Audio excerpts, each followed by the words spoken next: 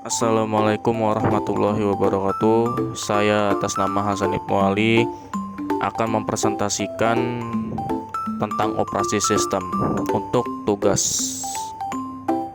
Jadi, apa itu operasi sistem? Operasi sistem adalah perangkat lunak yang menjadi jembatan antara pengguna dan perangkat keras komputer. Bayangkan sistem operasi sebagai manajer yang mengatur semua aktivitas di dalam komputer, mulai dari menjalankan aplikasi, pengolahan memori, hingga pengendalian perangkat input dan output.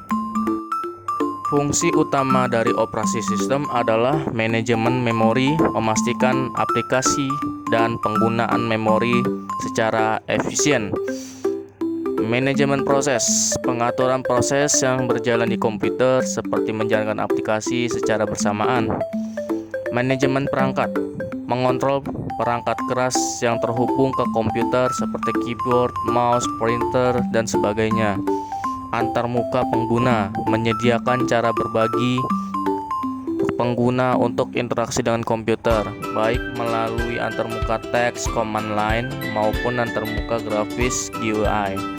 Sistem file, mengorganisasi data dalam bentuk file dan direktori di dalam penyimpanan komputer. Jenis-jenis operasi sistem. Yang pertama, sistem operasi desktop, dirancang untuk penggunaan sehari-hari di komputer pribadi seperti Windows, Mac OS, dan Linux. Yang kedua, ada operasi sistem server, dirancang untuk menjalankan server, melayani banyak pengguna secara bersamaan seperti Linux server, Windows server, dan Unix. Yang ketiga, ada sistem operasi mobile, dirancang untuk perangkat mobile seperti smartphone dan tablet seperti Android dan iOS. Yang keempat, ada sistem operasi embedded, dirancang untuk perangkat khusus dengan fungsi terbatas seperti sistem operasi pada perangkat IoT atau Internet of Things. Berdasarkan arsitektur, sistem operasi dibagi menjadi dua, yaitu 32 bit dan 64 bit.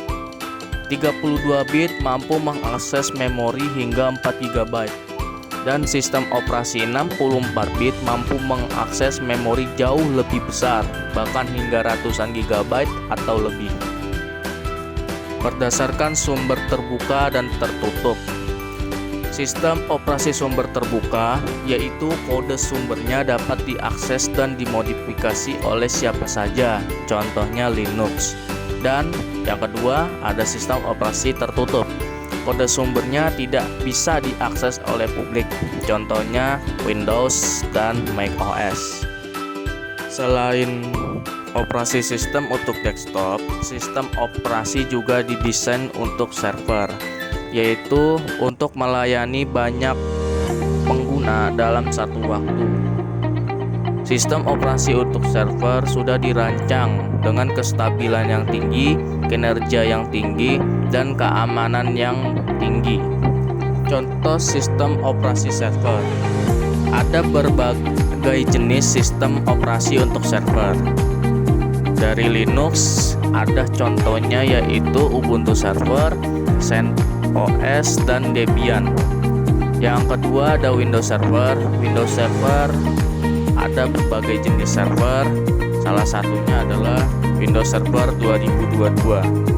Dan yang ketiga adalah Unix, sistem operasi yang menjadi dasar banyak sistem operasi modern termasuk Linux. Teknologi adalah alat yang ampuh yang dapat menjadikan pendidikan lebih bermakna dan menarik bagi guru maupun siswa. Terakhir, sebelum penutupan, saya ada kutipan dari David Warlick yang berbunyi, teknologi perlu ada di setiap kelas dan dikuasai setiap siswa dan guru, karena ini adalah pena dan kertas zaman ini, dan inilah lensa kita untuk merasakan banyak hal di dunia. Apakah ada pertanyaan? Silahkan kalian komen di YouTube, di link komentar ya. Sekiranya sudah cukup informasi yang telah saya sampaikan. Jika ada salah dalam informasi maupun pengucapan, saya minta maaf. Selebihnya, wassalamualaikum warahmatullahi wabarakatuh.